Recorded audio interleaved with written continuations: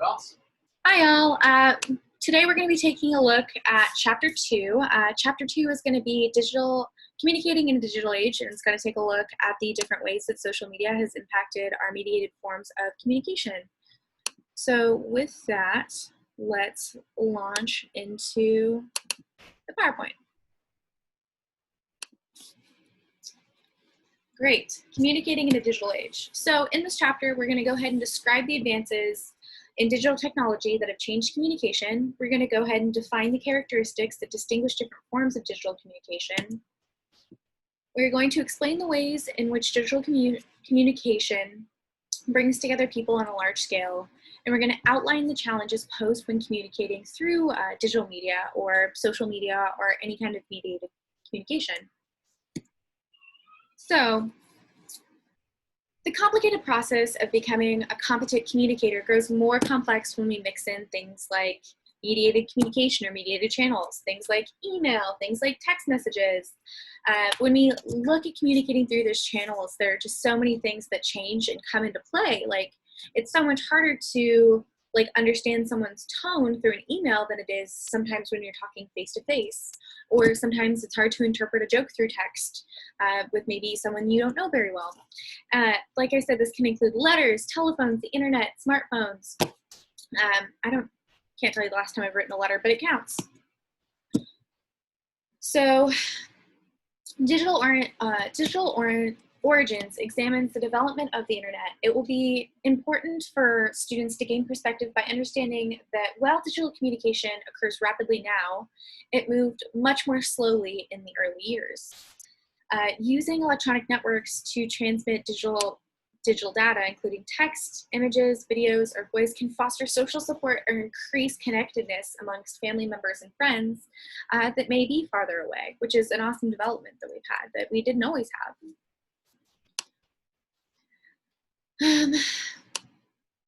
There's no longer a significant gender, racial, or income gap for the internet and mobile phone use, which is awesome. And although older age groups are increasing their access and usage, there's a generational gap that still pretty aggressively exists. About 2/3 of adults use some form of social media, and nearly all Americans have mobile phones. 2/3 of Americans have smartphones. Smartphone usage is more prevalent than laptop, tablet, or desktop computers, and we use our smartphones for everything from making arrangements, scheduling appointments, finding a date, and even online learning, which has been awesome in the pandemic. Ongoing and rapid change is partially due to competition for users, like, for example, Snapchat versus Instagram. Like, remember when Instagram stories became a thing? You might not. Or Dropbox versus Google Drive. These companies are constantly pushing the bounds for technology and increasingly developing it for the consumer to kind of push the envelope to challenge the other company, turf wars, so to speak. Successful innovations meet people's communicative needs and goals. Like, half the time on my iPhone, I didn't even know that I needed a feature until I saw it on the phone already. Like, I thought my camera was pretty good when I had an iPhone 4. The digital revolution so far has consisted of the internet, mobile phone connectivity, and social media. And the Internet of Things is the next projected revolution.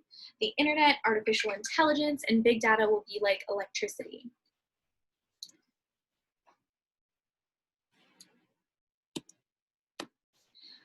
Media synchronicity theory. Different channels of communication support different levels of synchronicity. Effective communication must be a good fit for channels, the channels we choose and our communication needs. Synchronous and asynchronous channels of media both have advantages. Evaluating the response rates and reasons can be evaluated by recognition of expectations and recognition of the situation and recognition of the benefits of the time. Media synchronicity theory argues that some channels enable greater synchronicity, like the ability to communicate back and forth rapidly in coordinated exchange of information and messages. So media richness and naturalness. Recognition. Recognition addresses the expectations, the situation, and the benefits of time. And then richness and naturalness are channels that afford greater richness, allow for more visual, vocal, and personality cues. These channels also have more naturalness in that they stimulate the more biologically natural communication that we experience when we're interacting with people face to face. So naturalness when we think of like FaceTime, or when we can communicate with someone like through Skype or through Zoom. It's less so when someone can't communicate back, but like the more natural the communication feels, that adds to naturalness. Okay, and then social information processing theory, SIP argues that although mediated interaction lacks nonverbal cues of the natural spoken communication, we can use other cues. Like we have learned to adapt our language style, and we can use the keyboard to clarify meaning, express emotion, and manage turn taking. For example, like the development of emojis helps us process more information when we're texting.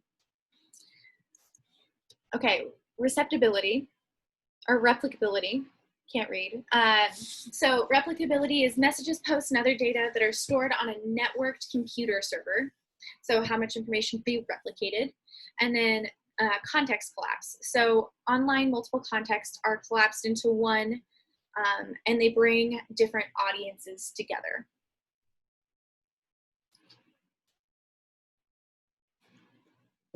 Crowdsourcing. Okay, so crowdsourcing is inviting large numbers of people to address an issue via the internet. And we can do this in a ton of different ways. So information sharing, social support, social causes. GoFundMe is a great example of crowdsourcing. I can't tell you how many GoFundMe I've seen for different like political or just even like social issues. Like I think the last GoFundMe I donated to was someone's dog that needed surgery. But crowdsourcing is a great way to get information to people and help develop support for a cause. All right, information sharing. Enterprise social media, ESM. ESM is web-based platforms similar to Facebook that allow workers to post organizational messages and participate in sharing ideas. Social support involves turning to peers for support on social media networks. So social media can provide peer-to-peer support, which people rely on in their social connections that help with personal, physical, and mental health problems. And it also allows us to build social capital, which is a valuable resource that comes from having connections and relationships with people. Social causes like crowdfunding, which raises awareness and financial assistance for a ton of various social causes. Like I said earlier, GoFundMe, Kickstarter is another one. So overcoming digital challenges. So some digital challenges include digital disparities. Some issues that we see with digital disparities include like people who don't have the same access to the kind of technology that we have access to, or the consistency of their Wi-Fi or access to broadband connections and the usage of digital communication technology. So not all people have access to the same kind of technology that we do. And then it also can feed insecurities and obsessions. Like I can't tell you how many fitness Instagram pages there are, which can feed into insecurities and obsessions with a multitude of things that we have plenty of access to that we never had access to that we did before. And then even cyber attacks, phishing scams.